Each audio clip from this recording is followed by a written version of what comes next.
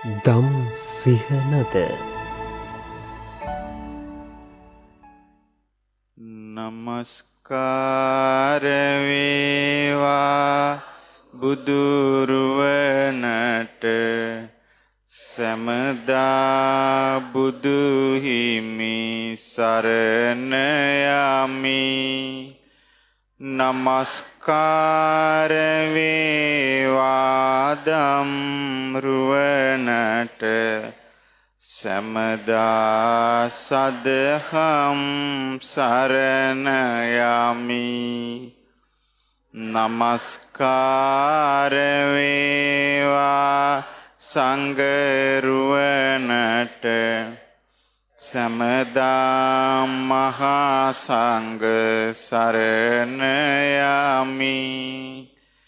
නමස්කාර වේවා තුනුරුවනට සමදා තිසරණ සරණ යමි. සාදු සාදු.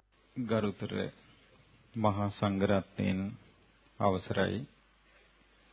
ශ්‍රද්ධාවන්ත පින්වත්නි, මේ මනුස්ස ජීවිතයේ ලැබීමත් සමග අනිත් ලෝකවල, ඒ කියන්නේ තිරිසන් ලෝකේ, අනිත් പ്രേත ලෝක ආදී ලෝකවල සතුන්ට වඩා මේ මිනිස්සුන්ගේ වෙනසක් තිබිය යුතුයිද නැද්ද? ඔව්, වෙනසක් තියෙනවා.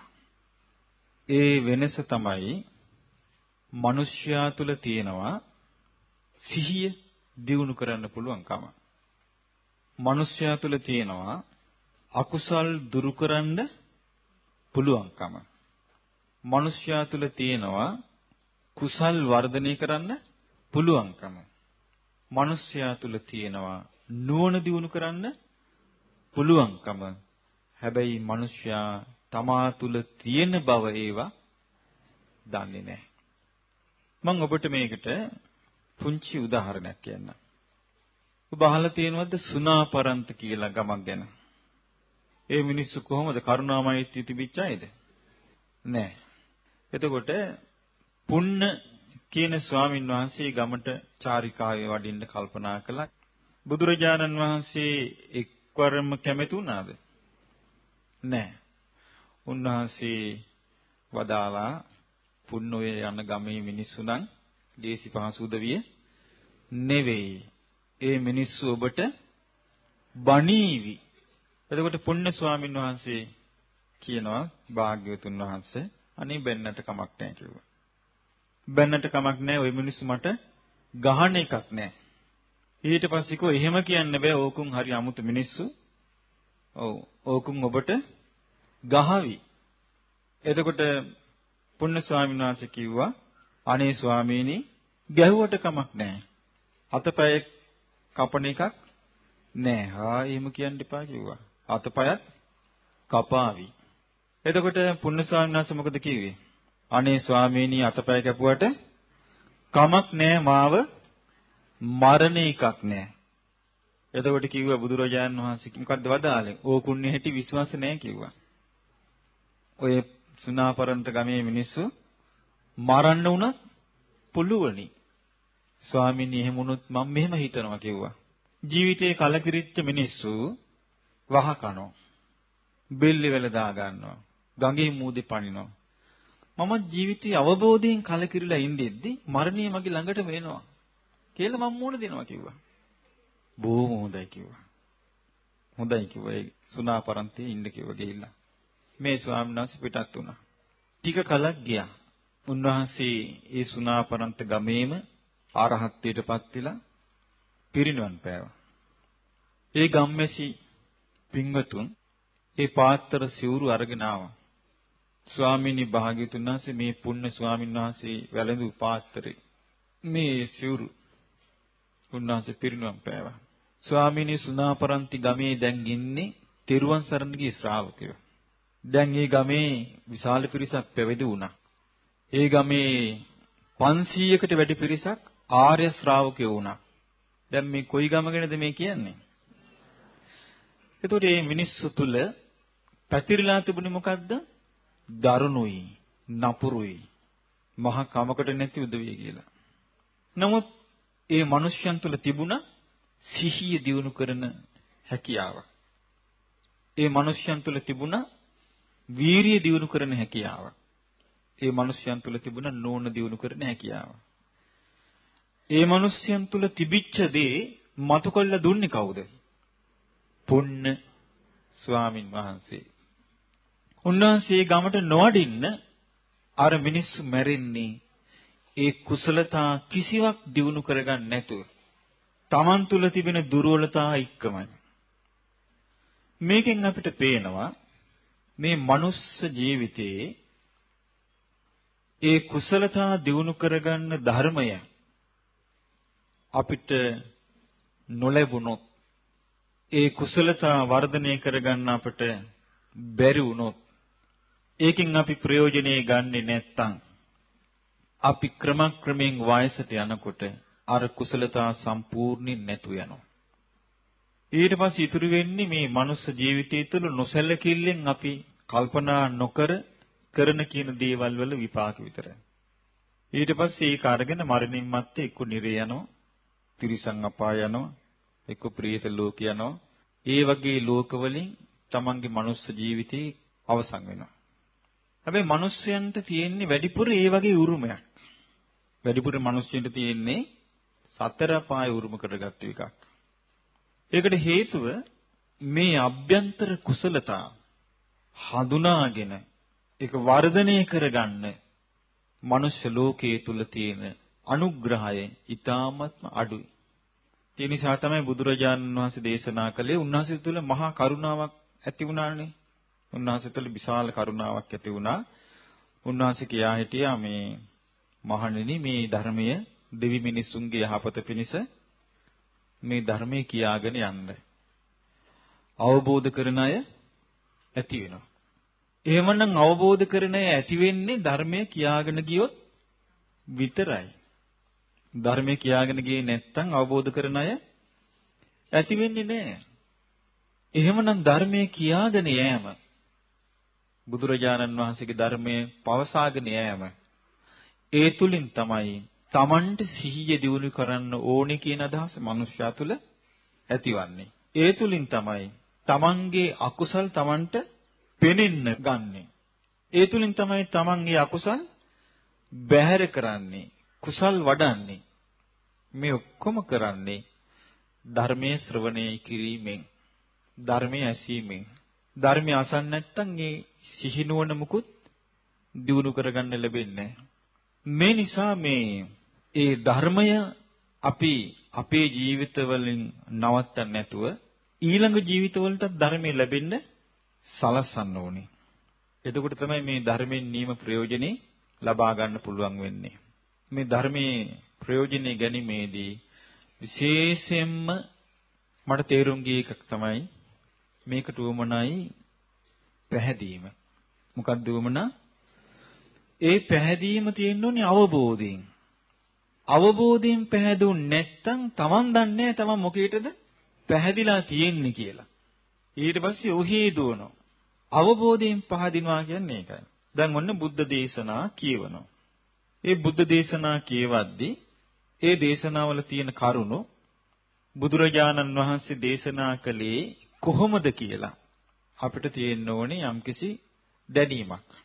බුදුරජාණන් වහන්සේ දේශනා කරනවා අභිඥාම් භික්ඛවේ ධම්මං දේශිස්සාමි නෝ අනභිඥාය.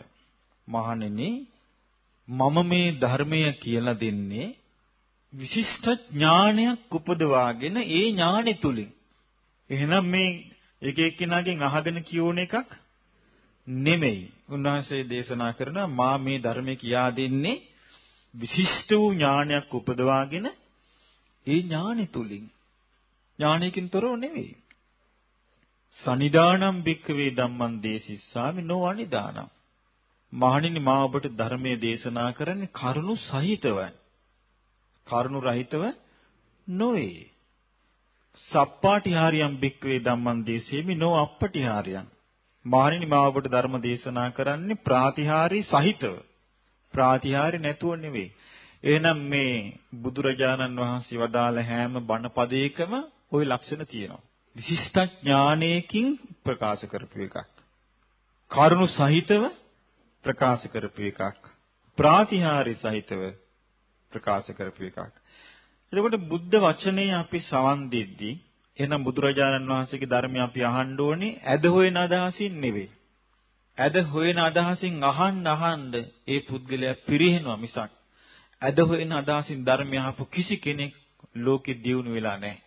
සිදුරු හොයන අදහසින් ධර්මයේ ශ්‍රවණය කරපු සිදුරු හොයන අදහසින් ධර්මයේ කියවපු කවුරුවත් ශ්‍රද්ධාවට පැමිණිලා නැහැ. එහෙමනම් අපේ හිතේ බුදුරජාණන් වහන්සේ ගැන පැහැදීමක් ඇති වෙන්න මේ සම්බුදු කෙනෙක් විසින් ප්‍රකාශ කරන දෙයක් කියන තේරුම් ගැනීම අපට උවමනයි.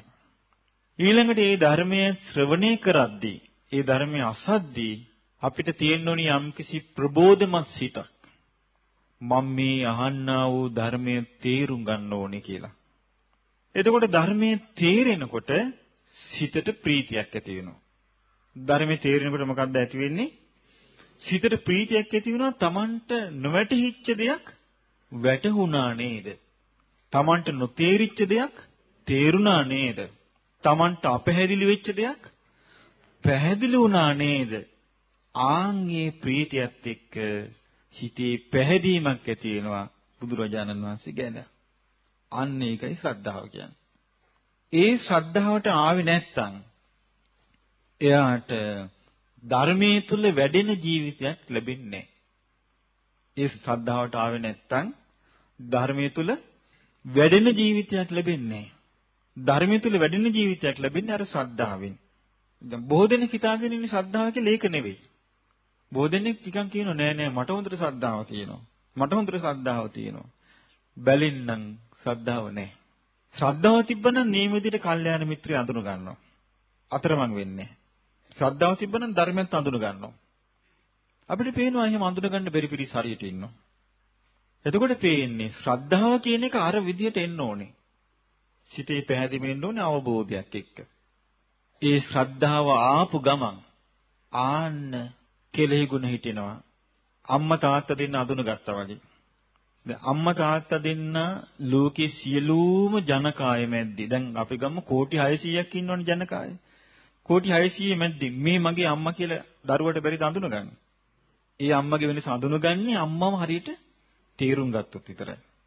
නැත්තම් මේ සාමාන්‍ය කාන්තාවන් අතර කාන්තාවක් විතරයි අම්මා. එතකොට සියලුම කාන්තාවන්ගෙන් වෙන් වෙලා මව් දකින්න නම් මව් ගැන ඒ දරුවට අවබෝධයක් ඕනේ. ඒ වගේ තමයි බුදුරජාණන් වහන්සේගේ ධර්මය තුලින් යම් කෙනෙකුට ශ්‍රද්ධාවක් ඇති වුණා නම් ඒ ශ්‍රද්ධාව ඇති කරගන්න උපකාර වෙච්ච එක්කිනාව අර සියලු පිරිස මැද්දෙන් අඳුන ගන්නවා මේ කල්යාණ මිත්‍රයා කියලා. ඒවා ඔක්කොම මේ හිතේ ඇති වෙන ස්වාභාවික දේවල්. ඒවා අපිට මේ අමුතුවෙන් උපද්දවන්න මහන්සි වෙන්න ඕනේ නෑ. ඒවා නිකම්ම ඇති වෙන දේවල්. ඒක ශ්‍රද්ධාව තුලින් ඇති වෙන්නේ. එතකොට තමයි යාට හිතෙන්නේ අනේ මේ ධර්මයේ අනිත්‍යයත් ඉගෙන ගන්නවා නම් අනිත්‍යයටත් මේ ධර්මයේ කියලා හිත පහදිනවා නම් ධර්මයේ කිරීම සිත පහදවන්න කල්පනා කරනවා. එතකොට මේ ධර්ම මාර්ගයට බොහෝම අනුබල ලැබෙන බුද්ධ දේශනාවක් දැන් අපි ඉගෙන ගන්නේ. මේ දේශනාව තිබෙන්නේ මජ්ක්‍ධිම නිකායේ. මේ දේශනාවේ නම මඛාදේව සූත්‍රය. අහලා තියෙනවනේ මඛාදේව. මඛාදේව කියලා රජුරු කෙනෙක් ගැන අහලා තියෙනව නේද? ආන් ඒ සිද්ධිය තමයි මේකේ තියෙන්නේ. බුදුරජාණන් වහන්සේ ඒ දවස්වල වැඩ සිටියේ මිථිලා කියන නගරේ. මිථිලා කියන නගරේ. ඒ නගරේ තිබුණ අඹවණයක්. ඒ අඹවණේ නම මඛාදේව. මොකක්ද මේ අඹවණේ නම?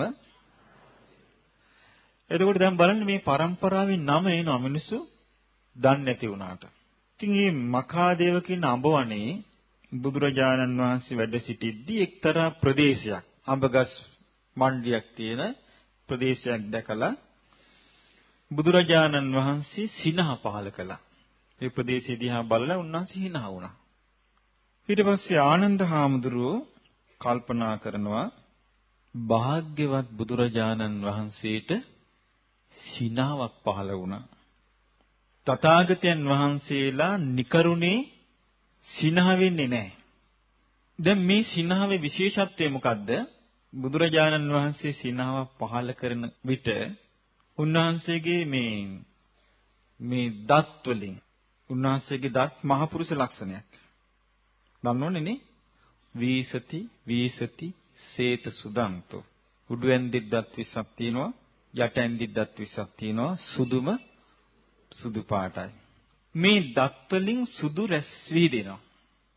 විහිදලා ඒක සිරස වටේ කැරකිලා නොපෙනී යනවා. මේකෙන් තමයි ආනන්ද හාමුදුරුවෝ අඳුනගත්තේ සිනාවක් පහළ වුණා. ඊට පස්සේ ආනන්ද හාමුදුරුවෝ බුදුරජාණන් වහන්සේට වන්දනා කරනවා. වන්දනා කළා කියනවා ස්වාමීනි භාග්‍යවතුන් වහන්සේ දැන් භාග්‍යවතුන් වහන්සේට සිනාවක් පහළ වුණා. ස්වාමීනි මං දන්නවා තථාගතයන් වහන්සේලා නිකරුණේ සිනහ වෙන්නේ නැහැ. බුදුරජාණන් වහන්සේ ආනන්ද හාමුදුරන්ට කියනවා ආනන්දය මේ මිථිලාවේ ඉස්සර හිටිය රජුරු කෙනෙක්. ඒ රජුරුවන්නේ නම මඛාදේව. දැන් එතකොට මේක කවුද දේශනා කරන්නේ? බුදුරජාණන් වහන්සේ. කියනවා මේ ආනන්දී රජුරු හරිම ධාර්මිකයි. ඒ රජුරු බොහෝම ගුණ සම්පන්නයි.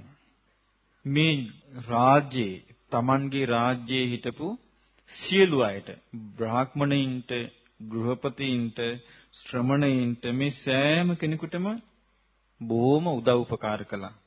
ඒ වගේම මේ රජුරෝ සතර පොයට සිල් ගත්තා. එමනම් ඒ කාලේ ඉඳලා මේ ගුණධර්ම රැකීම තිබිලා ඉන්දියාව පිහිටපු රටක් ඒක හොඳට තේරෙනවා. අද වුණත් එහෙමයි. සිල් රකින්න උපන් හපන්නු. බඹසර රකින්න ඒකටම ඉපදිච්ච මිනිස්සු ඉන්නේ. අදත් එහෙමයි. ඉතින් බුදුරජාණන් වහන්සේ වදාළ ආනන්දය මේ මඛාදේව රජුරෝ අවුරුදු 10 ගාණක් රජකම් කළා. ආයත දීර්ඝ කාලේ. Tamanගේ හිස රැවුල් කපන පිරිසිදු කරන කාරණ වෑමියට කතා කළා. මේ රජුරෝ කියනවා ඉම්බා යහලු කාරණ වෑමිය නුඹ මගේ මේ හිස පීරද්දි බලන්න මේ මගේ හිසේ තියෙනවද කියලා පැහිච්ච කෙස් ගහක්. එක කෙස් ගහක් හරි තිබුණොත් සුදු පාටට මට කියන්න. දැන් මේ එහෙමනම් තේරෙන අවුරුදු 10 ගානක් ගියලත් මෙයාගේ කොණ්ඩේ කළුයි. බොහෝ අවුරුදු ගත වුණාට පස්සේ එක දවසක් මෙයාගේ හිස පීරද්දි දැක්කා එක කෙස් ගහක් තියෙනවා. දැකලා කියනවා දේවයන් වහන්සේ ඔන්න කෙස් ගහක් තියෙනවා. රජුරෝ කියනවා එහෙනම් මේ රන් අඬුවෙන් හිමීට උදුරලා මේක මගේ ඇඟිල්ලේ තියන්න කිව්වා. රජුරෝ මෙහෙම අත දික් කරන් හිටියා. අර අඬුවෙන් කෙස් ගහ උදුරලා රජුරවන්නේ අතේ තිබ්බා. රජුරු බොහෝම හොඳයි. මං නුඹට ගමක් තෑගි දෙනවා. ඒක පෙන්ලා දුන්නට ගමක් තෑගි කළා. කළා පුතා කැඳෙව්වා. කැඳවලා කියනවා ඒ ජේෂ්ඨ කුමාරයා කැඳවලා කියනවා කුමාරය මා තුල දේව දූතයෝ පහළ වුණා. මා තුල දේව දූතයෝ පහළ වුණා. දැන් මේ මගේ කෙස් ඉදෙන්න පටන් ගත්තා. මම දැන් මිනිස් සැප විඳලා ඉවරයි. දැන් මං කැමති දිව්‍ය සැප විඳින්න යන්න. දැන් මෙයා කියන්නේ මං කැමති දිව්‍ය සැප විඳින්න යන්න. ඒ නිසා මම මේ හිසරවුල් බාලා කසාවත් පොරවලා මං පුතේ පැවිදි වෙනවා. ඊට පස්සේ පුතාට කියන පුතේ නුඹ රජකම් කරද්දී නුඹේ හිසෙත් මේ වගේ කෙස් ගහක් පැහුනොත් එදාට මං කරන වැඩේම කරන්න. නුඹත් එදාට ගිහි ජීවිතය අත්හැරලා යන්න. ගිහින් බණ භාවනා කරන්න පටන් ගන්න. පුතේ මේක තමයි නියම යහපත් ජීවන පැවැත්ම. දැන් මේ කවුද කියන්නේ? මකාදේව රජුරෝ කියන ඒ නිසා පුතේ මම විදියටම ඔබත් හිස කෙස් ගහක් පැහිච්ච ගමන් මහාන වෙන්න. මේ ඔක්කොම අතාරින රජකම්. එතකොට මේක પરම්පරාවට යනවා. හැබැයි මේ પરම්පරාව කැඩුනොත් සෝ තේසං අන්තිම පුරුෂෝ හෝති. එතකොට යා ඒ પરම්පරාවේ අන්තිම පුද්ගලයා බවට පත් වෙනවා. ඊට පස්සේ කියනවා පුතේ මම මේ පවත්වන යහපත් සුන්දර ප්‍රතිපදාව කඩා කප්පල් වෙන්න දෙන්න එපා. මාඛෝ මේ ත්වං අන්තිම පුරිසෝ අහෝසි. ඔබ අන්තිම පුරුෂයා බවට පත් වෙන්න එපා.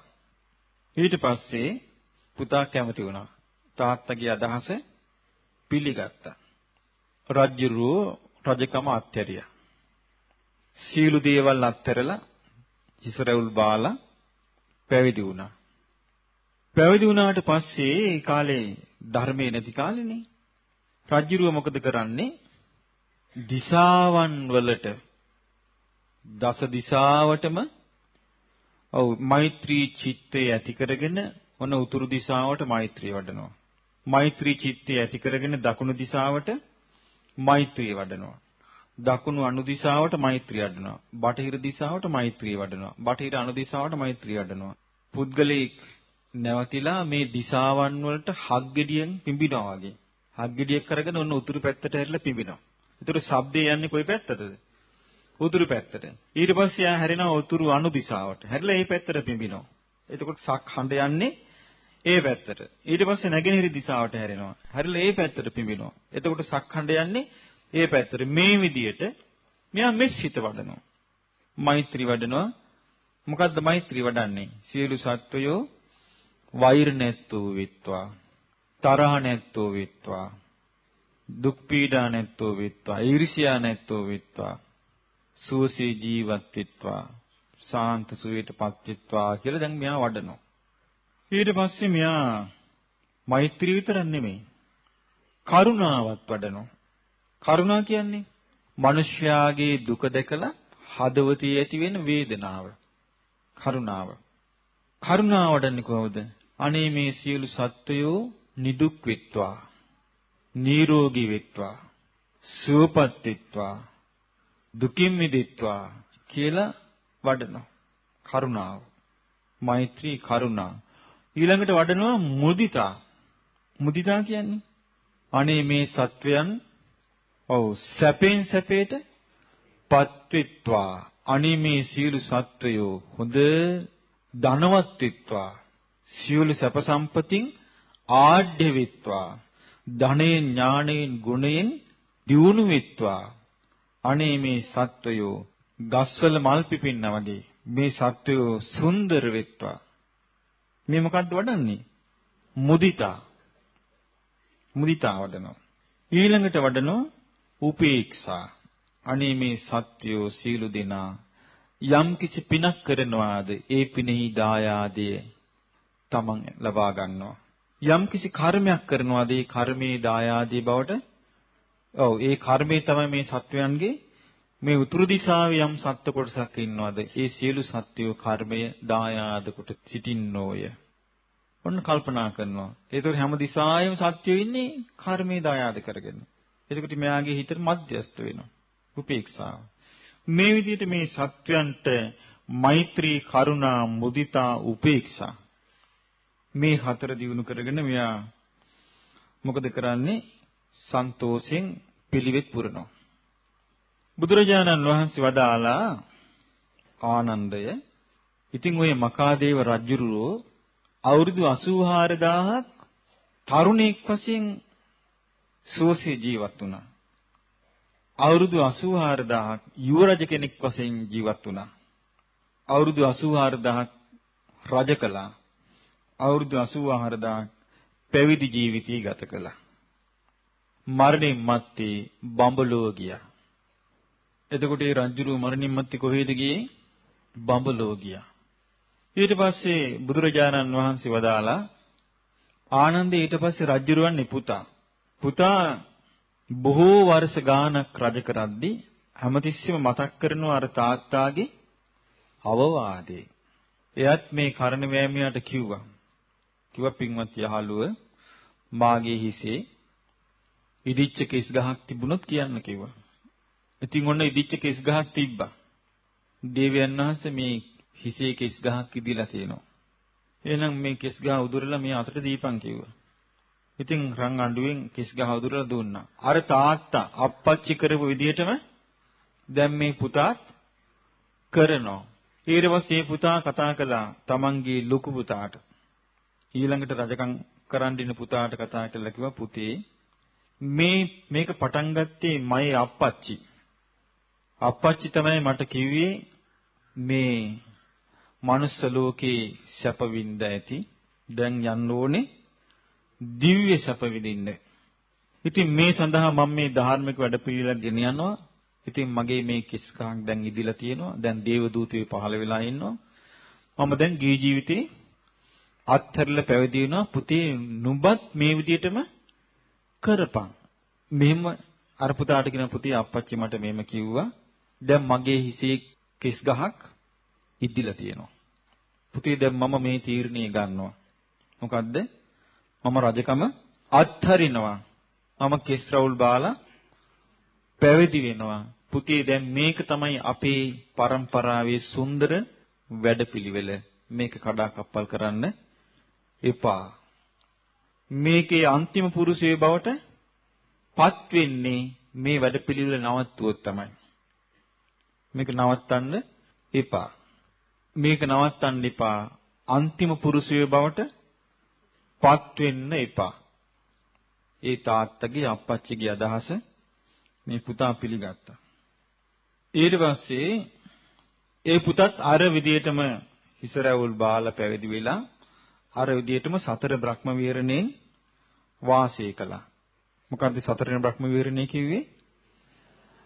මෛත්‍රී, කරුණා, මුදිතා, උපේක්ෂා.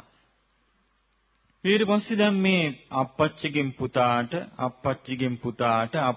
පුතාට දැන් මේ પરම්පරා ගාන දැන් මේ ක්‍රමේ අරගෙන එනවා. මොකද්ද ක්‍රමේ?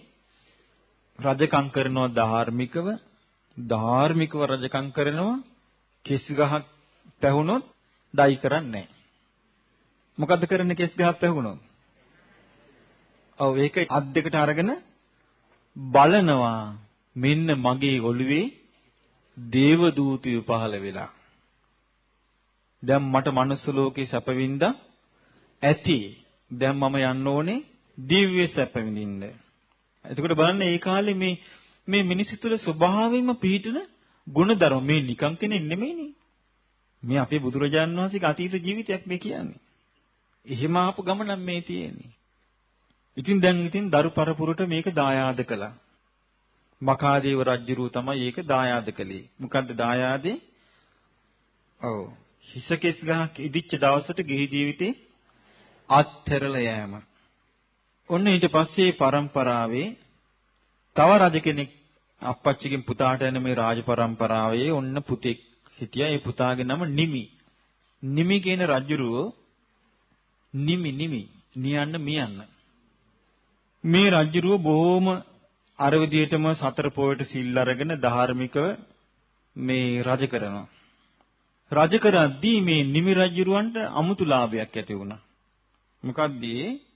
තවතිසා දිව්‍ය ලෝකේ සුධර්මා කියන දිව්‍ය සභාවේ දෙවිවරු අතර කතාවක් ඇති වුණා.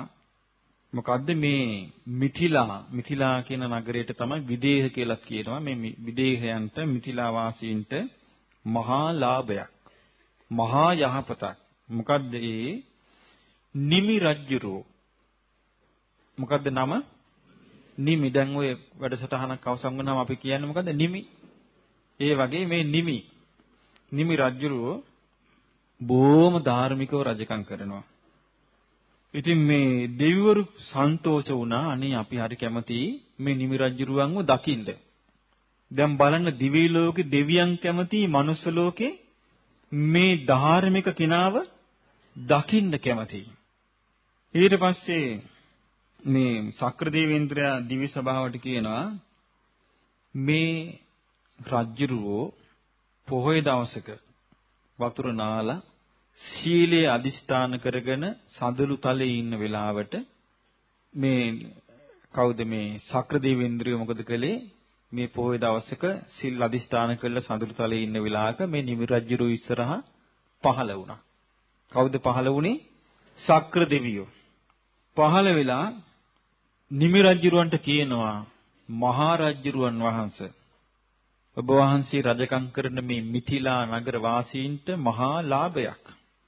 ඔබ වහන්සේ රජකම් කරන මේ විදේහ වාසීන්ට මහා ලාභයක්. ඔබ වහන්සේ වැනි ධාර්මික රක්ෂාවරණ පවත්වන රැකවරණ පවත්වන ඔබ වහන්සේගේ පාලනයෙන් මේ රට පාලනය වීම මේ රටවැසියන්ට මහා ලාභයක්. ඊට පස්සේ කියනවා මේ මහරජතුමනි තව්තිසා දිව්‍ය ලෝකේ දෙවිවරු කැමති ඔබ වහන්සේව දකින්න. ඒ නිසා අශ්වයන් අහසින් ගමන් කරන අශ්වයන් දහසක් බැඳපු දිව්‍ය රථේ මම ඔබ වහන්සේට එවනවා. ඔබ වහන්සේ මේ රථයෙන් දිව්‍ය ලෝකෙට වඩින්න කිව්වා. දැන් මේ මැරිලාද? නෑ.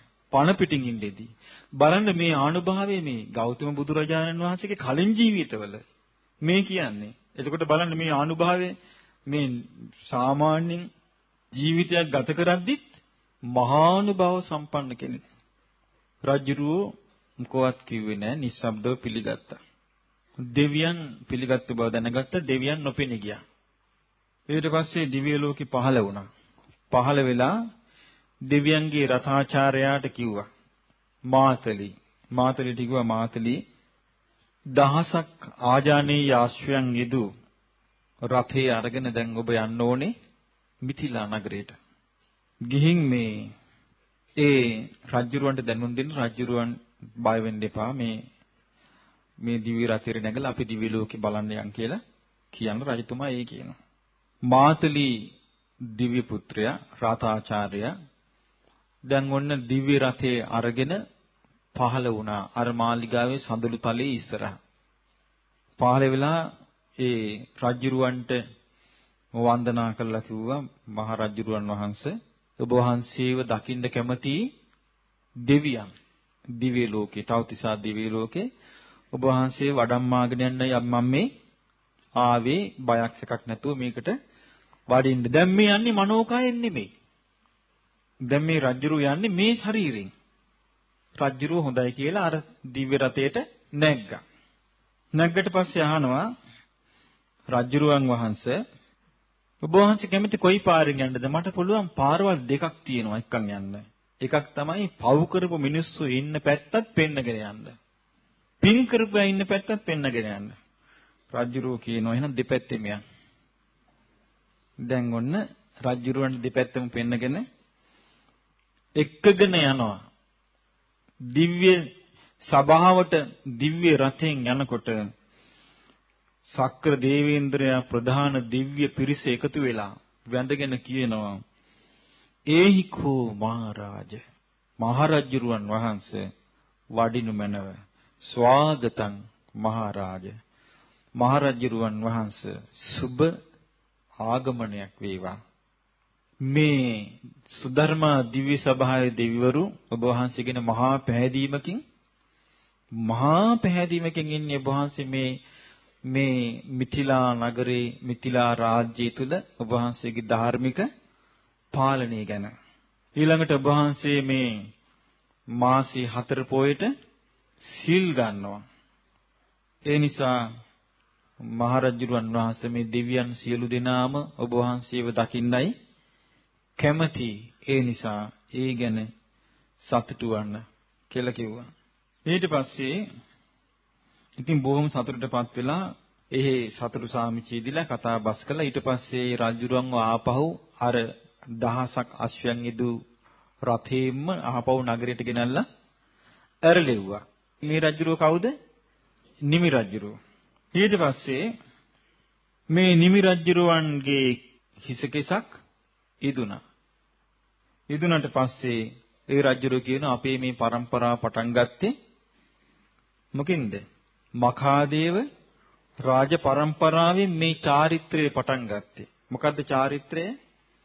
හිසකේස් ගහක් ඉදිච්ච ගමන් රජකම අත්හැරලා ශ්‍රමණයන් වහන්සේ නමක් බවට පත් වෙලා සතර බ්‍රහ්ම විහරණයෙන් වාසය කරලා බඹලව උපදිනවා.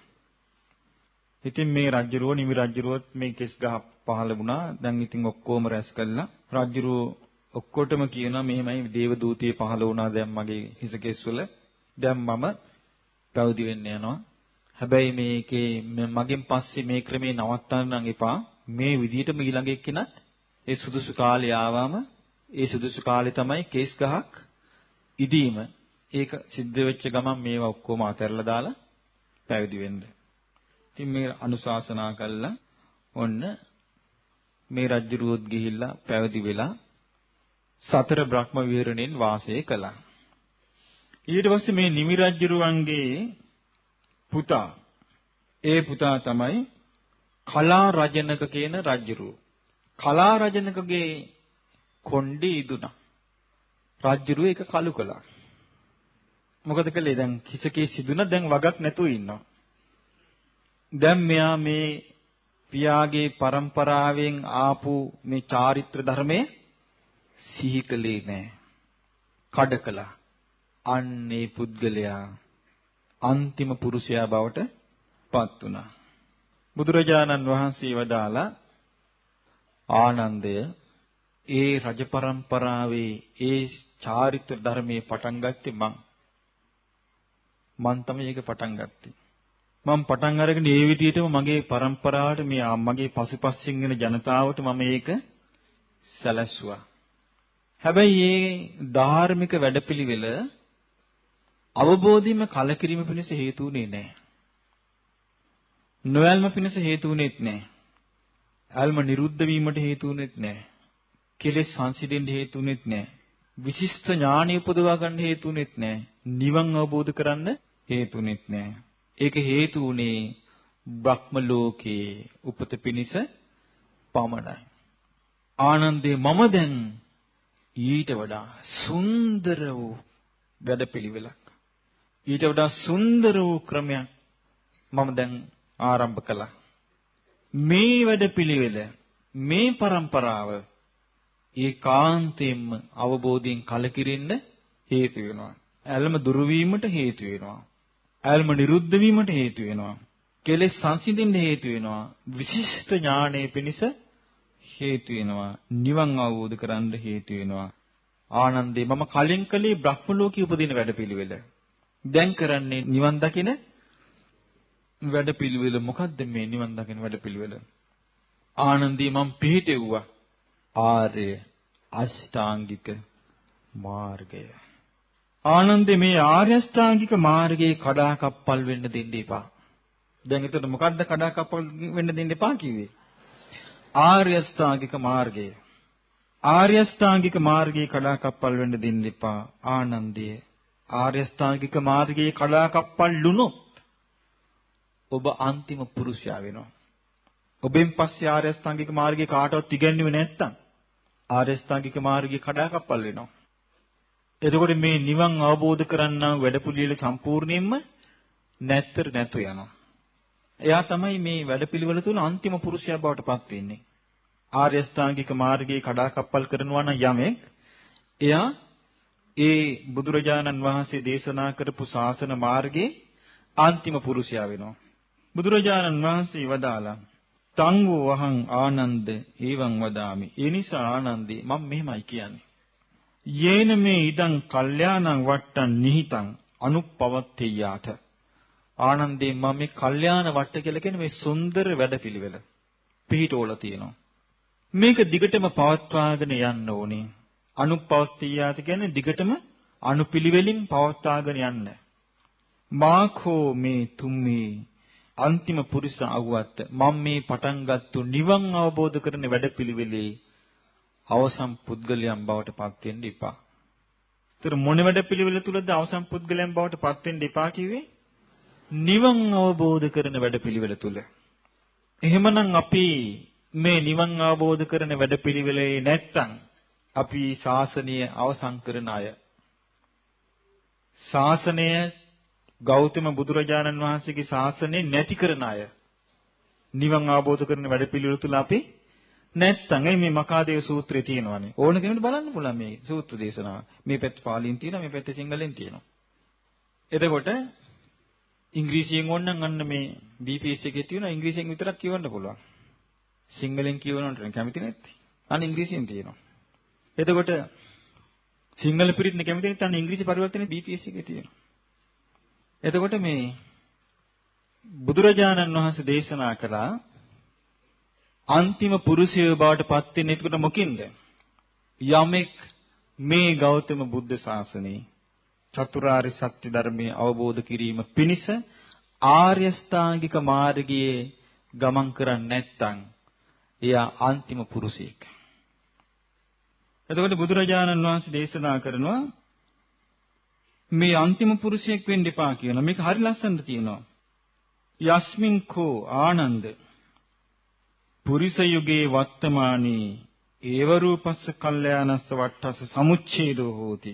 ආනන්දය නිවන් අවබෝධ කරන මේ වැඩපිළිවෙල තුලට පැමිණි එකිනෙකා නිවන් අවබෝධ කරන වැඩපිළිවෙල තුල එකිනෙකාට උපදෙස් දෙමින් නිවන් අවබෝධ කරන වැඩපිළිවෙල ගමන් කරනවාද මේක යම් දවසක කැඩුනොත් සෝ තේසං අන්තිම පුරුෂෝති. ඒ පුද්ගලයා තමයි කියන මේ પરම්පරාව නැති කරන අන්තිම පුද්ගලයා බවට පත්වන්නේ. ඉතින් මේ પરම්පරාව නැති වෙලා බොහොම කල්. මේ પરම්පරාව නැති වෙලා බොහොම කල්.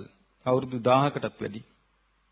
ඉතින් ඒ නිසා දැන් ඉතින් ඔක්කොම අන්තිම පුරුෂයෝ තමයි මේ බහුතරයක් ලෝකේ ඉන්නේ. අපි මේ ශ්‍රද්ධාව ඇති කරගෙන එහෙමනම් අපි අපේ ශාස්ත්‍රු වූ ගෞතම බුදුරජාණන් වහන්සේ ආරම්භ කරපු කල්යාණ වැට යහපත් වැඩපිළිවෙල ඒකාන්තයෙන්ම නිවන් අවබෝධයේ පිණිස විරාගයේ පිණිස නිරෝධයේ පිණිස සංසිඳීම පිණිස චතුරාර්ය සත්‍ය අවබෝධයේ පිණිස පවතින වැඩපිළිවෙල අලුතින් පටන් ගන්න ඕනේ. එතකොට තමයි අපිට ආයිමත් මේ සත්පුරුෂ සමාගම බිහි වෙන්නේ. ඒ සත්පුරුෂ සමාගම බිහි වෙන්නේ වැඩපිළිවෙල තුල විතරයි. හැබැයි ඕනෙම හොඳ දෙයක් ලෝකෙ මතුවෙනකොට ඒකට සාමාන්‍යයෙන් පොදු විරෝධයක් තියෙනවා. ඒක සිද්ධ වුණා වැලිවිට සරණංකර සංඝරාජයන් වහන්සේට. උන්වහන්සේට ලොකු විරෝධයක් ආවා. උන්වහන්සේට වසවිස පව දුන්නා. නමුත් උන්වහන්සේ මිනිස් ලෝකට ආවේ යම් කාරණයකට ඒ කාරණේ උන්වහන්සේ කොයිතරම් අමාරුවෙන් හරි ඉෂ්ට කළා. ඉතින් ඒ වගේ මේ ලෝකෙ හැටි ඒ සියලු දේවල් මැද්දෙන් අපිට මේකෙන් ලොකු ශක්තියක් ලැබෙනවා මේ දේශනාවෙන්. මේ දේශනාවේ තියෙන එහෙනම් අපි ඔක්කොම ඔබ කැමතිද මේ ගෞතම බුද්ධ ශාසනයේ අන්තිම ගිහි ශ්‍රාවකයා වෙන්න? ඔබ අන්තිම ගිහි ශ්‍රාවකයා වෙන්න කැමති නැත්නම් එහෙනම් ඔබ ධර්මයේ තුල ඉන්න ඕනේ. ඔබ ධර්මයේ තුල හිටියොත් තමයි අනිත් එක්කිනාට මේ ධර්මයේ කියන්න පුළුවන් වෙන්නේ. මොකද මේ ධර්මයේ නිකම්ම කථිත මාත්‍රයක් නෙමෙයි. ඒ කියන්නේ කතා කිරීමෙන් පමණක් අවසන් වෙන එකක් නෙමෙයි මේ ධර්මය. මේ ධර්මයේ බුදුරජාණන් වහන්සේ පෙන්වා දෙන්නේ පොඩ්ඩ හරි කමන්නේ. තෝකං කණේ. බොහොම ටික හරි කමක් නැහැ. එයා මේ ධර්මයේ තුලට එන්න ඕනේ. ඇවිල්ලා මේ ධර්මයේ තුල ඒ ධර්මයේ හැසිරෙන්න ඕනේ. මොකද හේතුව බුදුරජාණන් වහන්සේ දැන් උන්වහන්සේ පැහැදිලිවම මේ දේශනාවේ පෙන්වා දෙනවා. උන්වහන්සේ පිළිටපු කල්යාණ වැට මොකද්ද? ආර්ය අෂ්ටාංගික මාර්ගයයි. මොකක්ද ආර්ය අෂ්ටාංගික මාර්ගය කියන්නේ? සම්මා දිට්ඨි, සම්මා සංකල්ප, සම්මා වාචා, සම්මා කම්මන්ත, සම්මා ආජීව, සම්මා වායාම, සම්මා සති, සම්මා සමාධි. මේක තමයි කල්යාණ වැට බුදුරජාණන් වහන්සේගේ. එතකොට මේ ආර්ය අෂ්ටාංගික මාර්ගය කියන්නේ මොකද්ද? දුක්ඛ නිරෝධගාමිනී පටිපදා ආර්ය සත්‍යං. දුක්ඛ නිරෝධගාමිනී පටිපදා ආර්ය සත්‍ය. දුක නිරුද්ධ වීම පිණිස පවතිනා වූ වැඩපිළිවෙල. එහෙමනම් මේ ලෝකේ යමෙක් දුකෙන් නිදහස් වෙන්න කැමති නම් කායික දුකින් වේවා, මානසික දුකින් වේවා, සතර අපා දුකින් වේවා, නැවත උපදින දුකින් වේවා නිදහස් වෙන්න කැමති නම් එයා මොකද කරන්න ඕනේ? එයා ආර්ය අෂ්ටාංගික මාර්ගයමයි ප්‍රගුණ කරන්න ඕනේ. මොකද්ද පින්වතුනි ආර්ය අෂ්ටාංගික මාර්ගයේ සම්මා දිට්ඨිය? චතුරාර්ය සත්‍ය ගැන තියෙන අවබෝධය. දැන් බලන්න මේ ඉන්දියාවේ අන්තිම පුරුෂයෝ නැති වෙලා ගියා. අන්ත කියන්නේ මේ සම්පූර්ණ බුදුරජාණන් වහන්සේ පිළිහිටපු කල්යාණ වැට අතුරුදහන් වුණා. මේ කල්යාණ වැට අතුරුදහන් වුණේ කොහොමද? බුදුරජාණන් වහන්සේ වදාලා බුද්ධ දේශනා පාලි භාෂාවෙන් තියෙන බුද්ධ දේශනා හරවන්න එපා කිව්වා එක්තරා භාෂාවකට. මොකද්ද? සංස්කෘත භාෂාවට හරවන්න එපා කිව්වා. වේද භාෂාවට හරවන්න එපා කිව්වා. නමුත් පස්සේ කාලේ ශාසනයට ඇතුළු වෙච්ච හිස් පුරුෂයන් මොකද කළේ? ඒක සංස්කෘත භාෂාවට හැරෙව්වා. මොකද වේදේ යටපත් කරන්න ඕනවට. අන්න අර්බුදය හටගත්තා. ටික දවසක් ගියාම එයයි තවත් නමක ගියා. ආර්ය අෂ්ටාංගික මාර්ගයේ ගමන් කරන්න නම් මේ බුද්ධ ශාසනයේ ධර්මය අවබෝධ කරන අවශ්‍යතාවය ඇති වෙන්න ඕනේ. ඇයි දුකින් නිදහස් වන්නා වූ මාර්ගය තමයි ආර්ය අෂ්ටාංගික මාර්ගය. ආර්ය අෂ්ටාංගික මාර්ගයේ ගමන් කළොත් මොකද වෙන්නේ? බුදුරජාණන් වහන්සේ අවසන් මොහොතේදී සුභද්‍ර කියන තාපසයාට වදාලා සුභද්‍ර යම් ශාසනයක ආර්ය අෂ්ටාංගික මාර්ගයේ තියෙනවා නම් ඒ ශාසනය තුල පළවෙනි ශ්‍රමණයක් ඉන්නවා. දෙවෙනි ශ්‍රමණයක් ඉන්නවා. තුන්වෙනි ශ්‍රමණයක් ඉන්නවා. හතරවෙනි ශ්‍රමණයක් ඉන්නවා. පස්වෙනි ශ්‍රමණෙක් නැත. මේ ශ්‍රමණය හතර දෙනා කියන්නේ කවුද? යම් ශාසනයක ආර්ය අෂ්ටාංගික මාර්ගයේ තියෙනවා නම් ඒ ශාසනය තුල සෝවාන් ශ්‍රාවකයා ඉන්නවා. සකදාගාමි ශ්‍රාවකයා ඉන්නවා. අනාගාමි ශ්‍රමණයා ඉන්නවා. අරහත් ශ්‍රමණයා ඉන්නවා. බුදුරජාණන් වහන්සේ වදාලා සුභද්‍ර මාගේ මේ බුද්ධ ශාසනයේ ආර්ය අෂ්ටාංගික මාර්ගය මතයි තියෙන්නේ. මේ ආර්ය අෂ්ටාංගික මාර්ගය මේ ශාසනයේ තියෙන නිසා මේ ශාසනයේ පළවෙනි ශ්‍රමණයා ඉන්නවා. දෙවෙනි ශ්‍රමණයා ඉන්නවා. තුන්වෙනි ශ්‍රමණයා ඉන්නවා. හතරවෙනි ශ්‍රමණයා ඉන්නවා. එතකොට අර ඉන්දියාවේ මොකද වුනේ? අර හාමුදුරුවෝ ටික එකතු වෙලා මේකට හරවගෙන සංස්කෘත වලට ඊට පස්සේ මොකද කළේ? ආර්ය අෂ්ටාංගික මාර්ගය බැහැර කළා. මේ ජීවිතේ සෝවාන් වීම ගැරහීමට ලක් කළා. මේ ජීවිතේ සකදාගාමි වීම ගැරහීමට ලක් කළා. අනාගාමි වීම ගැරහීමට ලක් කළා. අරහත් වීම ගැරහීමට ලක් කළා. ලක් කරලා කිව්වා නුඹලා ආත්මාර්ථකාමී. නුඹලා ආර්ය අෂ්ටාංගික මාර්ගයේ ගමන් කරනවා නම් මේ ජීවිතේ ධර්මය අවබෝධ කරගන්න ඕන කියලා ආත්මාර්ථකාමී. අපි එහෙම නෙමෙයි. අපි අතරපත් දිවන අත්තරිනවා. අපි යනවා පෙරුම්දම් පුරාගෙන. අපි එක එක්කිනා තනි තනියම බුදු වෙනවා. බුදු වෙනකම් අපි මේ ලෝක සත්‍යව දුකින් මුදවන්න යනවා කියලා මහා අධර්මයක් මතු කළා. මහා අධර්මයක් මතු කළා. ඒ අධර්මයේ ධර්මයේ හැටියට හුවා දැක්කුවා. ගෞතම බුද්ධ ශාසනය තුල චතුරාර්ය සත්‍ය අවබෝධ කිරීමට hina වෙන්න පටන් ගත්තා. ඒකට ගරහන්න පටන් ගත්තා. ඒකට අපහාස කරන්න පටන් ගත්තා. ඊට පස්සේ ආර්ය අෂ්ටාංගික මාර්ගයේ හැසිරීම අඩු වෙලා ගියා. අන්තිම පුරුෂයෝ ටික ඔන්න බිහි කළා. නැතෝ ගියා. තථාගත අරහත් සම්බුදු රජාණන් වහන්සේ පිළිතුරු කල්යාණ වැට ඒ සසුනට ඇතුළු වෙච්ච පිරිසම නැති කළා. ඊර්වස පටන් ගත්ත විශාල විශ්වවිද්‍යාල. විවිධ විෂයන් උගන්වන්න පටන් ගත්තා. ඊර්වස පටන් ගත්ත වාද විවාද. සියලු ආගම් ටික නැති කළා. විශේෂයෙන්ම බ්‍රාහ්මණ ආගම නැති කළා. ඒ தත්ත්වය මේගොල්ලෝ ගන්න මහන්සි ගත්තා. ඔන්න අරුබුදිය ඇති වුණා. අර පැත්තෙන්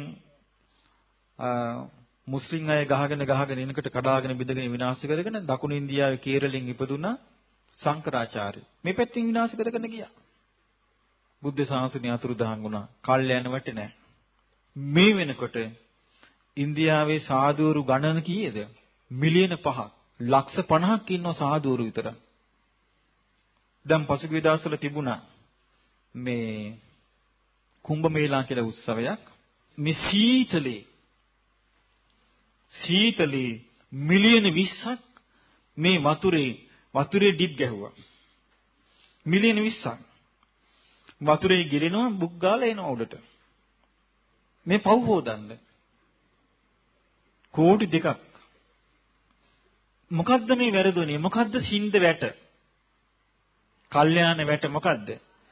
ආර්ය අෂ්ටාංගික මාර්ගයේ නැතිවීමේ සාපෙ නෙමෙයි දී ගෙවන්නේ. ඒක නැතිකලී මේ ශාසනයට ඇතුළු වෙච්ච අය.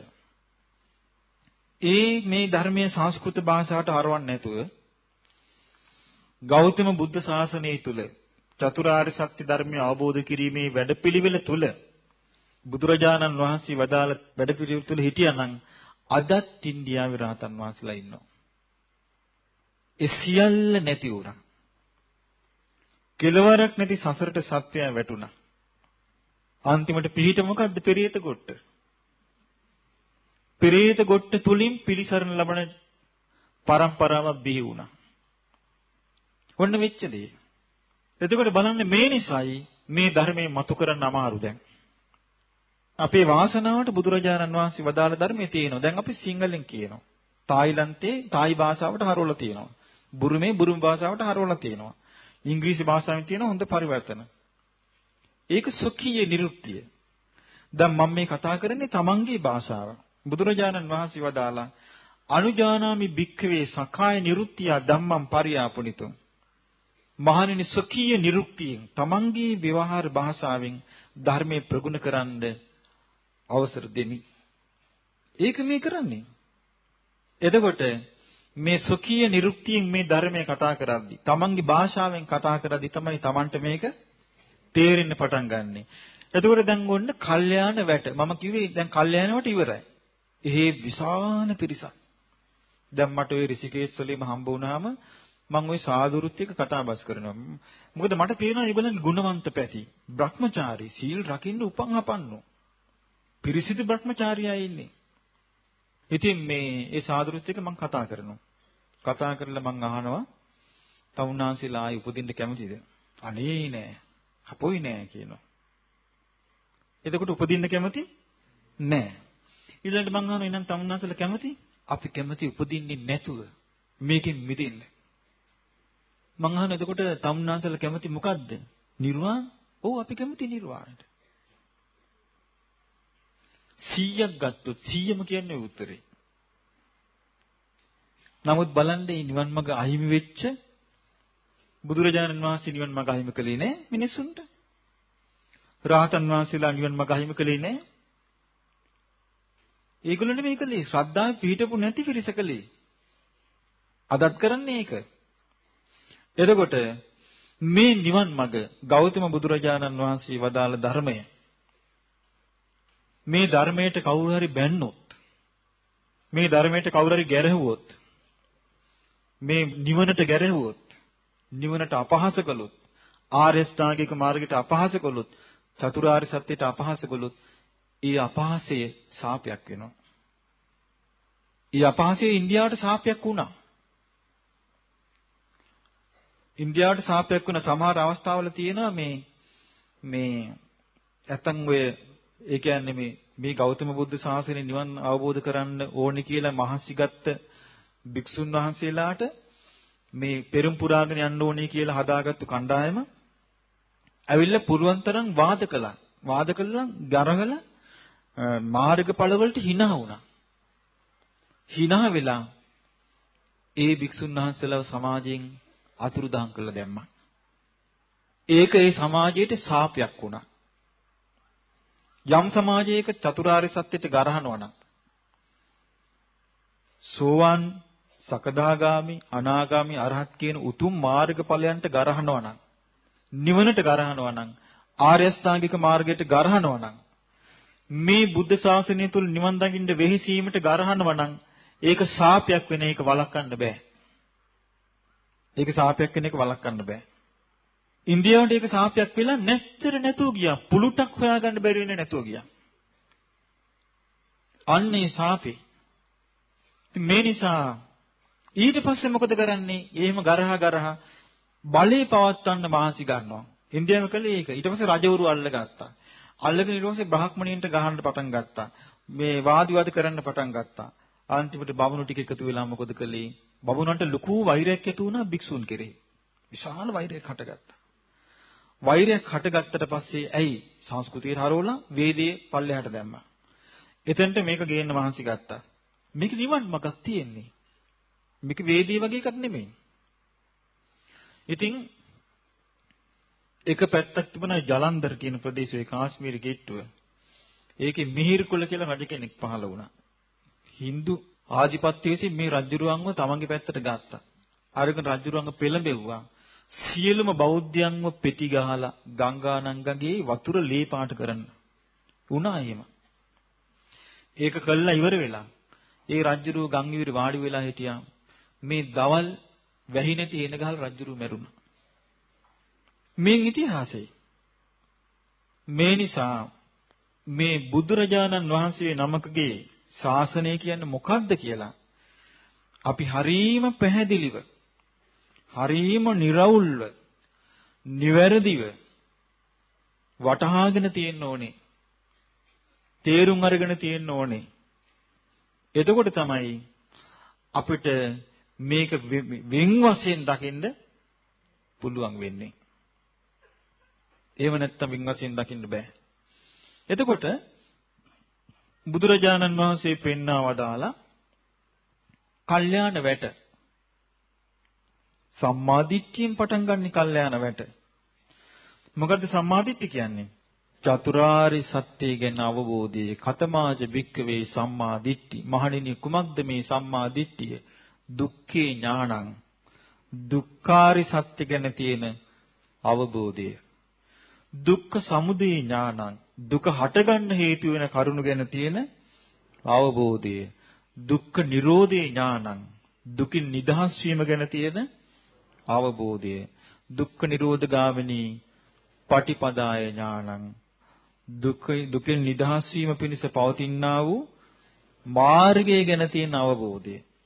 මේක තමයි සම්මා දිට්ඨි. ආර්ය අෂ්ටාංගික මාර්ගයේ මේ සම්මා දිට්ඨිය ඇති වෙන්න නම් එහෙනම් සමාජය තුල කතා කරන්න ඕනේ කොහොමද? චතුරාර්ය සත්‍ය ධර්මයයි. චතුරාර්ය සත්‍ය ධර්මයේ කතා කරන කෙනා කවුද? කල්යාණ මිත්‍රයා. ඒතර කල්යාණ මිත්‍රයාගෙන් චතුරාර්ය සත්‍ය ධර්මයේ ශ්‍රවණය කරන්න ලැබෙනවා. ඒ ශ්‍රවණය කරන්නා වූ චතුරාර්ය සත්‍ය ගැන ආර්ය නුවණින් ශ්‍රවණ දෙනෙක් කෙනා නුවණින් විමසනවා. නුවණින් විමසනකට එයාට පුද්ගලික ප්‍රතිරූපයේ විනිවිදගෙන හේතුඵල ධර්ම මතුවෙනවා.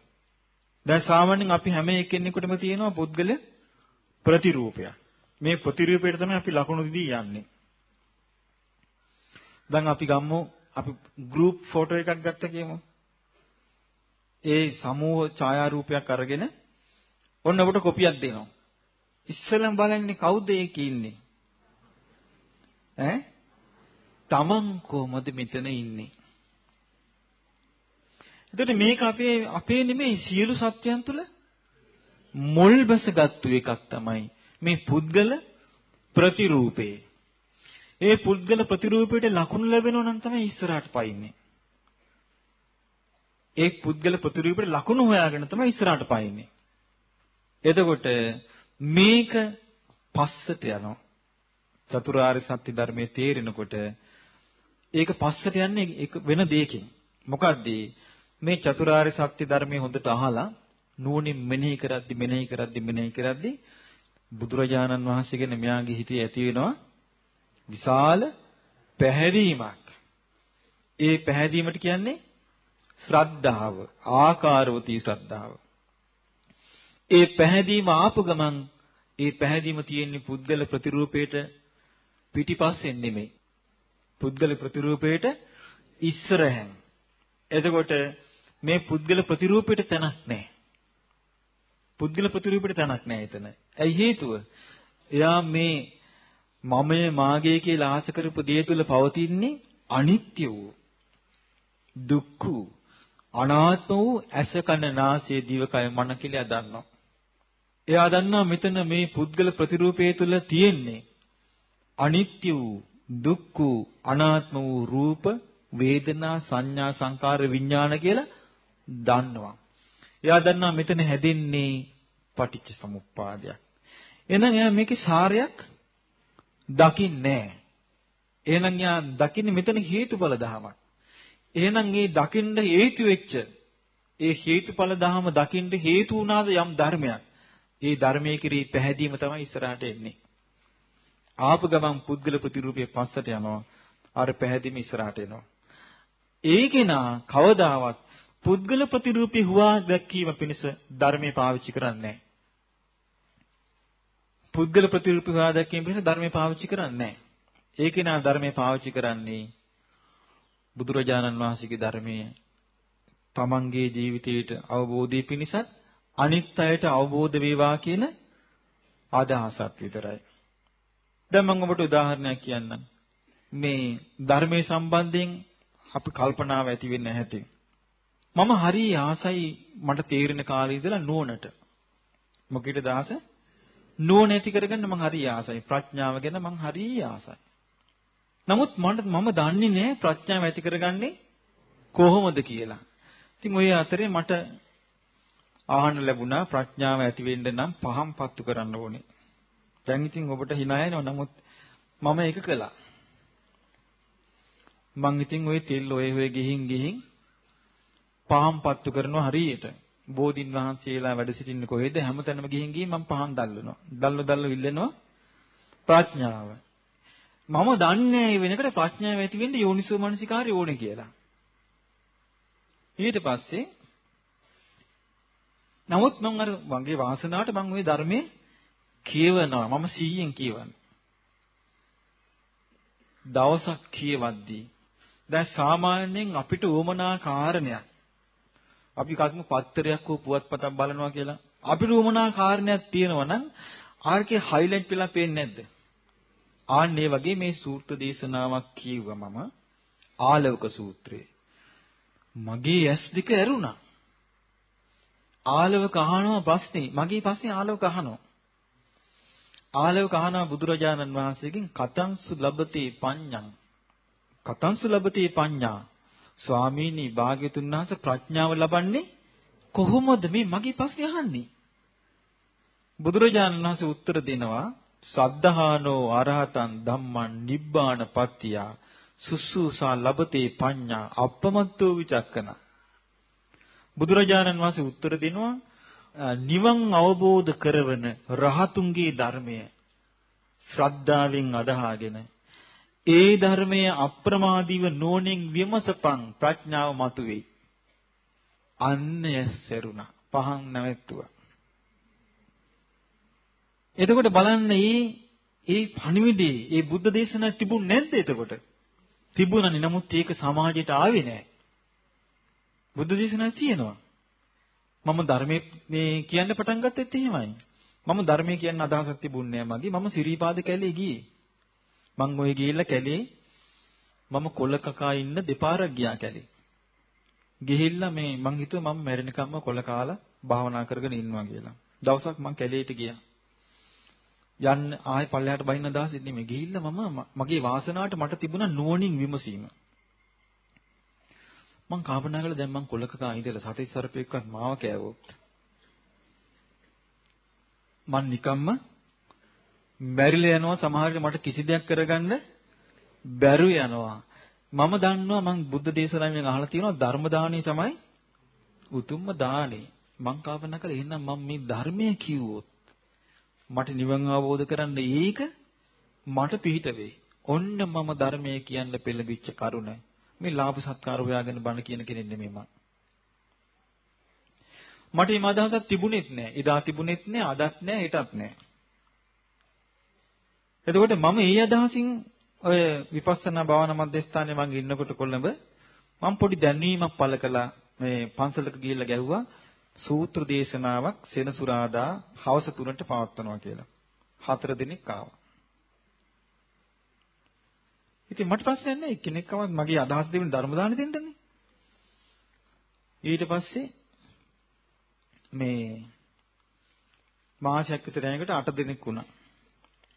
ඊළඟ මාසේ 16ක් වුණා. ඊළඟ මාසේ 32ක් වුණා. ඊළඟ මාසේ 64ක් වුණා.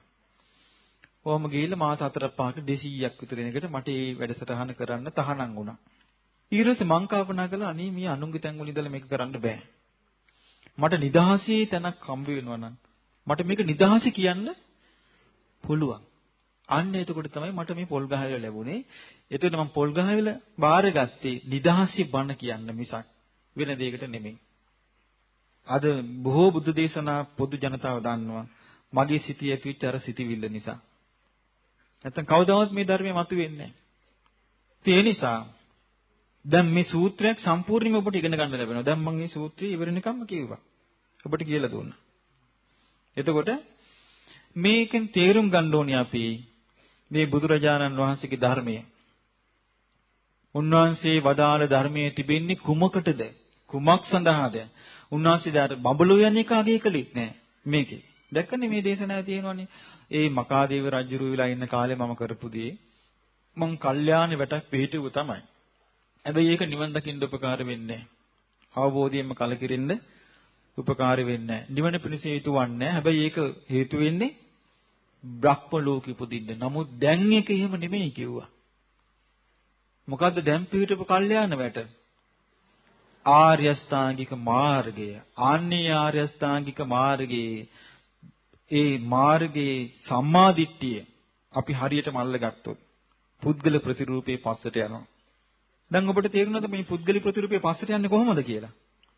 පුද්ගලික ප්‍රතිරූපේ පස්සට යන්න නම් මේ ආයතන හය ගැන අවබෝධයක් තියෙන්න ඕනේ. පංච පාදානස්කන්ධය ගැන අවබෝධයක් තියෙන්න ඕනේ. ඒ අවබෝධය නැත්තම් එයා මේක පාඩම් කර ගන්නවා. ඒක කියනවා. හැබැයි ඉස්සරහා තියෙන ශ්‍රද්ධාව නෙවෙයි. මොකද්ද තියෙන්නේ? පුද්ගල ප්‍රතිරූපේ. පුද්ගලික ප්‍රතිරූපෙම ඉස්සරහට තල්ලු කර කර කියනවා මෙයා මේක. ධර්මයේ හොඳට පාඩම් කරගෙන කියාවි. හැබැයි ඉස්සරහට යන්නේ මොකද්ද? පුද්ගලික ප්‍රතිරූපෙ මිස ශ්‍රද්ධාව නෙවෙයි. එතකොට අහන එක්කෙනාට ශ්‍රද්ධාව ඇති වෙන්නේ නැහැ. ආන එක්කෙනා ඉගෙන ගන්නෙත් ඒකටමයි. පුද්ගලික ප්‍රතිරූපෙ ගෙනියන්නේ. අන්න වරදිනවා. කවදාවත් මේ කල්යාණ වැට පවතින්නේ නැහැ. එහෙනම් පුද්ගලික ප්‍රතිරූපේ නැත්තම් හරි සරල දෙයක් තියෙන මේකේ. එක මහත්තයෙක් මම ඉන්දියාවේ ඉන්නකොට ඒ මහත්තයා හරි පුදුමයටපත් වෙලා මට කිව්වා හරි පුදුමයි ස්වාමීනි. ඔබ වහන්සේ කොහොමද මෙච්චර දේවල් මෙච්චර ආයතන මේ පිරිස් මේ ගෝල බල අත්හැරියේ? මං අත්හැරියේ පුදුමෙන්න දෙන්නේ අල්ලගෙන හිටියේ නෑ කිව්වා. මං අල්ලගෙන ඉන්නවා නම් අත්හරින්න පුළුවන්ද? බෑනේ. මට මේ සුළු දෙයක් අත්හරිනවා කියන එක. අල්ලගෙන හිටියා නම් තමයි අත්හරින්න බැරි. අල්ලගෙන හිටියා නම් මොකද කරන්නේ? එයා කියෝ යනවා. මොකද්ද කියවන්නේ? අනේ මමයි මේව හැදුවේ. මම ගඩොලක් ගන්න මේක තිබ්බේ. මම මේක හැදුවේ අත්හරින්න නම් නෙමෙයි. මලත් මම යන්නේ නෑ. අන්න අල්ල ගැනීම. අත්හැරීම කියන එක හරි සරල දෙයක්. අත්හැරීම මොකද්ද? ඕගොල්ලන්ගේ පාඩිය. ඕගොල්ලෝ යන්න මෙන්න ගමන මෙන්න මාර්ගේ මම ගියා. ඒක තමයි අත්හැරීම කියන්නේ. ඉතින් ඒ නිසා ඒක අල්ලගෙන කරන්න බෑ, අතහැරලා කරන්න ඕනේ. බුදුරජාණන් වහන්සේගේ ධර්මයේ තිබෙන්නේ උන්වහන්සේ පෙන්වා දුන්නේ ධර්මයේ කොයි විදිහටද අපිට කරන්න කියලා. කුල්ලූපමං වූ භික්කවේ ධම්මං දේසිස්සාමි නිට්ඨරණතාය නෝ ගහනතාය. මහණෙනි මා ඔබට මේ ධර්මයේ දේශනා කරන්නේ පහුරක් උපමා කරගෙන. බුදුරජාණන් වහන්සේගේ ආර්ය ශ්‍රාංගික මාර්ගයේ තියෙන කුමක් උපමා කරගෙනද? පහුරක් උපමා කරගෙන. මහණෙනි මේ පහුර තියෙන්නේ කරගහගෙන ඉඳ නෙමෙයි. පහුර තියෙන්නේ මොකේදද? මහණෙනි පහුර තියෙන්නේ ඊතර වෙන්නයි. ඒකේ කියනවා මහණෙනි පුද්ගලයෙක් ඉන්නවා. මහා කරදරයක වැටිලා. අමාරුවේ වැටිලා. විපතට වැටිලා. මේ පුද්ගලයා දූගෙන එනවා. ගඟක් අයිනට. යන්න විදියක් නැහැ. පාලමක් නැහැ. ඔරුවක් පාරුවක් මොකුත් නැහැ. මේ පුද්ගලයා කල්පනා කරනවා මේ පැත්තේ නම් තවදුරටත් ඉන්න බෑ, මං එහා පැත්තට පයින්නවාමයි. ගඟ ගැඹුරුයි. මේ පැත්තේ තියෙන කොටන් ලී කෑලි ඔක්කොම එකතු කරලා හදා ගන්නවා පහුරක්. ගඟට දානවා. අතින් පයින් වීරිය කර කර එගොඩ වෙනවා. එගොඩ වෙලා එයා කල්පනා කරනවා මේ පවුර මට හරියට උපකාර කළා. මේ පවුර ඒකාන්තෙම මට පිහිට වුණා. එහෙනම් මේ පවුර මම දැන් කරට ගන්න ඕනේ. මේ පවුර මං කරේ තියාගෙන යන තැන ගෙනියන්න ඕනේ. මහණෙනි පවුරට කරන වැඩේ යා කරනවද? ස්වාමීනි නෑ කිව්වා. පවුරට කරන වැඩේ තමයි ඒකේ ආධාරින්නේ. එයාගේ වැඩේ ඉවරයි. බුදුරජාණන් වහන්සේ වදාළා මහණෙනි මේ ආර්ය අෂ්ටාංගික මාර්ගය තමයි පහුර. මේකත් තියෙන්නේ ඊතර වීම පිණිස පමණක් නම් අධර්මය අල්ලන්නේ මොකටද? අධර්මය අල්ලන්නේ මොකටද? ධර්මයේ තියෙන්නේ ඊතර වෙන විතර නම්. මෙවැනි දිසුම් වලින් සුන්දර වූ ඒ අවබෝධයෙන්ම ධර්මයේ දේශනා කරපු විශිෂ්ට ඥාණයෙන්ම ධර්ම දේශනා කරපු හේතු සහිතව ධර්මයේ දේශනා කරපු ප්‍රාතිහාර්ය සහිතව ධර්මයේ දේශනා කරපු ඒ බුදුරජාණන් වහන්සේ ඒ උන්වහන්සේ වදාළ උතුම් චතුරාර්ය සත්‍ය ධර්මය අපි නුවණින් විමසනකට තමයි ඔන්න අපිට සම්මා දිට්ඨිය ඇතිවන්නේ. එතකොට ආර්ය අෂ්ටාංගික මාර්ගයට විරුද්ධ වෙනවා. ඊට පස්සේ එයා දන්නවා සම්මා සංකල්පේ. එයා දන්නවා මිත්‍යා සංකල්පේ. මේ එයා 100 පුරුදු කරනවනේ ටික ටික. ඊළඟට එයා ධර්ම මාර්ගයේ ටික ටික පුරුදු සම්මා වාචා, සම්මා කම්මන්ත, සම්මා ආජීව. එයා දන්නවා මේක පුද්ගලික කරන එකක් නෙවෙයි. මේක වැඩපිළිවෙලක් කරන එකක්. ආර්ය අෂ්ටාංගික මාර්ගයේ උත්සාහයෙන් වීරියෙන් නුවණින් කරන්න තියෙන මේ මාර්ගාංග හිතේ ජීවිතය තුල ඇති කර ගැනීමයි. ඒ මාර්ගය තුලින් තමයි Taman නිවන කරා යන්නේ. කැමති වෙච්ච පමණින් කරන්න බෑ. බලෙන් උපද්දවන්න බෑ. දැන් ගහක් කොළක් බෑනේ බලෙන් උපද්දවන්න. දැන් අපි කියමු මල පිපීගෙන එනවා. දැන් අපිට හදිස්සි. දැන් මල සම්පූර්ණයෙන් පිපෙන්නේ අනිද්දා.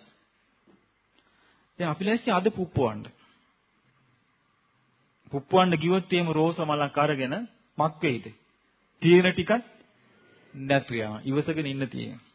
ඒ වගේ බුදුරජාණන් වහන්සේගේ ධර්මයේ බොහොම ඉවසීමෙන් නුවණින් වීරියෙන් යුක්තව ධර්ම මාර්ගයේ මාර්ගාංග ටික ඇති කර යනවනම් සිදුරු නැති භාජනයකට බිඳුව නමුත් වතුර වැක්කිරෙනවා නම් කාලක් යනකොට මේ භාජනේ පිරෙනවා. ඒ බිඳුවක් දාන්නේ නැත්තම් ඒ කලේ හැමදේම හිස්. ඉතින් මේ නිසා පින්වතුනි හොඳට තේරුම් ගන්න බුදුරජාණන් වහන්සේ වදාළ ධර්ම මාර්ගේ. හොඳට තේරුම් අරගෙන මේකේ ගා පිට වෙනවා නුවණින් විමසීම. හැබැයි මේ ඔක්කොටමත් මාර්ගයේ පාදන්නේ ධර්මයේ කෙරෙහි අපේ සිටී ඇතිවෙන පැහැදීමමයි. පැහැදීම ඇති වුණොත් මේ නම ඇහෙනකොට සාදු කියනවා. චතුරාර්ය සත්‍ය කියන නම ඇහෙනකොට සාදු කියනවා. ඇයි මේ නිවන කියන නමවත් අහන්න ලැබෙන්නේ නැහැ ලෝකේ. ආර්ය අෂ්ටාංගික මාර්ගය කියන නමවත් ලෝකේ අහන්න ලැබෙන්නේ නැහැ අබුද්ධෝත්පාද කාලවල. මේ ලෝකේ ඔබ කියන්න බලන්න බුදුරජාණන් වහන්සේ නිවන් අවබෝධ කළේ මොන මාර්ගයෙන්ද? ආර්ය අෂ්ටාංගික මාර්ගයෙන්. රාතන් වහන්සේලා නිවන් අවබෝධ කළේ මොන මාර්ගයෙන්ද?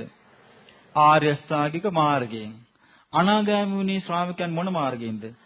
ආර්ය අෂ්ටාංගික මාර්ගයෙන්. සකදාගාමී වුණේ මොන මාර්ගයෙන්ද? ආර්ය අෂ්ටාංගික මාර්ගයෙන්. සෝවාන් වුණේ මොන මාර්ගයෙන්ද? එහෙනම් සසර දුකින් යමෙක් මිදුණාද? මිදුනේ ඒ ආර්ය අෂ්ටාංගික මාර්ගයේ තමයි තථාගතාරා සම්බුදුරජාණන් වහන්සේ පිහිටුවා වදාළ කල්යාණ වැට. ඒ ආර්ය අෂ්ටාංගික මාර්ගය තමයි බුද්ධ ශාසනය. ඒ ආර්ය අෂ්ටාංගික මාර්ගය තමයි සසර දුකෙන් නිදහස් වෙන ඒකායන මාර්ගය. අනේ මාර්ගයේ දිනු කරගෙන අපි සියලු දෙනාම මේ ගෞතම බුද්ධ ශාසනයේ අන්තිම පුරුෂයන් බවට පත් නොවි බොහෝ දෙනාගේ දෙවි මිනිසුන්ගේ යහපත පිණිස මේ ආර්ය අෂ්ටාංගික මාර්ගයේ අපට හැසිරෙන්නටත් මේ ආර්ය අෂ්ටාංගික මාර්ගයේම ලෝපුරා පැතිරෙන්නටත් තුනුරුවන්ගේ ආශිර්වාදයම ලැබේවා. සාදු සාදු සාදු. මගේ ස්වාමීයෝ බුදුරජාණන් වහන්සේ මහා කරුණාවෙන් යුතුව මහා ප්‍රඥාවෙන් යුතුව 45 වසරක් මුළුල්ලෙහි දඹදිව් තලය පුරා පාගමනින්ම වැඩම කොට දයානුකම්පාවෙන් යුතුව චතුරාර්ය සත්‍ය ධර්මය දේශනා කොට වදාළසේක. අවබෝධ කළ යුතු දුක නම් වූ ආර්ය සත්‍යය මෙයයි කියා දේශනා කොට වදාළසේක. මෙය වනාහි ප්‍රහාණය කළ යුතු දුක හට ගැනීම නම් වූ ආර්ය සත්‍යයයි කියා දේශනා කොට වදාළසේක. ජාති ජරා මරණ නැති ශෝක වැළපීම් නැති නිත්‍ය මංගල පරම සුන්දර වූ අමා මහ නිවන මෙයයි කියා දුක්ඛ නිරෝධ ආර්ය සත්‍යය දේශනා කොට වදාළසේක. සියලු දුකින් නිදහස් වීම පිණිස අමා මහ නිවන සාක්ෂාත් කිරීම පිණිස පවතිනා වූ මාර්ගය වනාහි සම්මා දිට්ඨි සම්මා සංකප්ප සම්මා වාචා සම්මා කම්මන්ත සම්මා ජීව සම්මා වායාම සම්මා සති සම්මා සමාධි යන ආර්ය අෂ්ටාංගික මාර්ගය ඒ අමා නිවන් මගයයි කියා පෙන්වා වදාළසේක.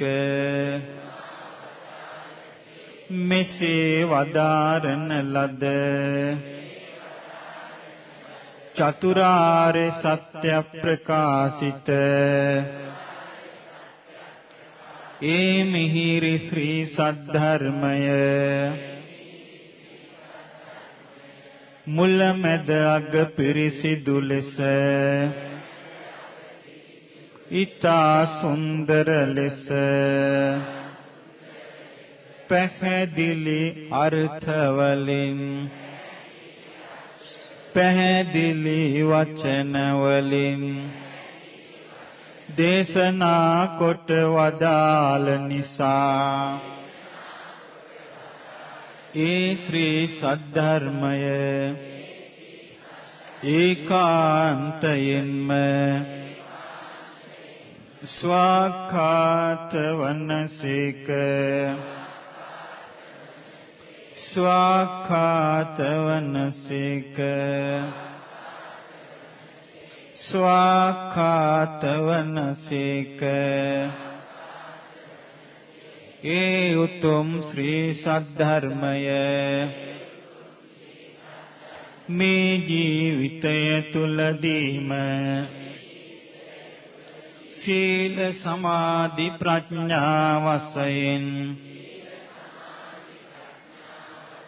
ප්‍රගුණ කරමින් අවබෝධ කරගත හැකි නිසා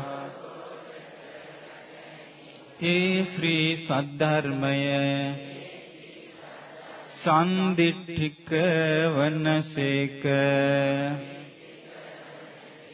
සන්දිට්ඨික වනසේක සන්දිට්ඨික වනසේක ඒ උතුම් ශ්‍රී සද්ධර්මය ඕනෑම තැනක ඕනෑම ප්‍රදේශයකදී කුල භේදයෙන් තොරව ජාති භේදයෙන් තොරව උගත් නූගත් භේදයෙන් තොරව උස් පහත් භේදයෙන් තොරව ඕනෑම කෙනෙකුට අවබෝධ කිරීම පිණිස ධර්මයෙහි හැසිරෙන්නට පටන්ගත් විට ඒ මොහොතේ සිටම එම ධර්මයෙන් ප්‍රතිඵල ලැබෙන නිසා ඒ ශ්‍රී සද්ධර්මය අකාලික වනසේක අකාලික වනසේක අකාලික වනසේක ඒ උතුම් ශ්‍රී සද්ධර්මය මිය පරලොව ගොසින් දකින්න දෙයක් නොව ඕනෑම බුද්ධිමත් කෙනෙකුට අත දිගු කොට හිරු සඳු පෙන්වන්නාසේ ඊතා පැහැදිලි ලෙස මේ වනාහි සීලයයි මේ වනාහි සමාධියයි මේ වනාහි ප්‍රඥාවයි මේ වනාහි ආර්ය අෂ්ටාංගික මාර්ගයයි කියා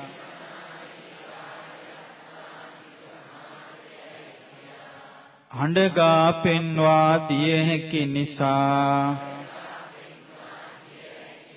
ඒ ශ්‍රී සද්ධර්මය ඒහි පස්සික වනසේක ඒහි පස්සික වනසේක ඒහි පස්සික වනසේක ඒ ශ්‍රී සද්ධර්මය ශ්‍රවණය කිරීමෙන් නොනවති ඒ ශ්‍රවණය කළ ධර්මය සිත තුල රඳවාගෙන වචනයෙන් පුරුදු පුහුණු කරමින් මනාකොට නුවණින් විමසමින් තම තමන් තුලටම පමුණුවා ගනිමින් උතුම් සිහිනුවනද උතුම් වීරියද බෝධිපාක්ෂික ධර්මයන්ද තම තමන් තුල පුද්ගලිකව ඇති කර ගත යුතු නිසා ඒ ශ්‍රී සද්ධර්මය ඕපනයික වනසේක ඕපනයික වනසේක ඕපනයික වනසේක ඒ උතුම් ශ්‍රී සද්ධර්මය ලෝකයේ සිටින්නා වූ ඕනෑම බුද්ධිමත් කෙනෙකුට තම තමන් විසින් නුවණ මෙහෙවන ප්‍රමාණයට අනුව වෙන් වෙන් වශයෙන් අවබෝධ කරගත යුතු නිසා ඒ ශ්‍රී සද්ධර්මය පච්චත්තං වේදිතබ්බෝ විඤ්ඤෝයි වනසේක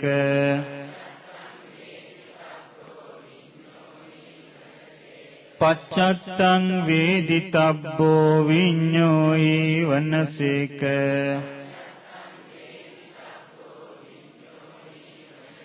පච්චත්තං වේදිතබ්බෝ විඤ්ඤෝයි වනසේක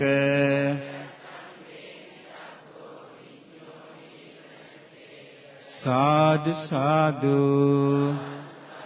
කෙලෙස් පිපාසය නසන්නා වූ සසර දුක දුරලන්නා වූ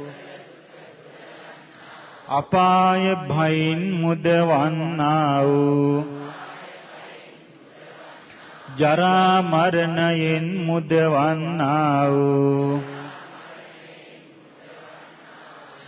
සදාකාලික සැප දෙන්නා වූ ඒ උතුම් ශ්‍රී සද්ධර්මයට මම නමස්කාර කරමි. මාගේ නමස්කාරය වේවා.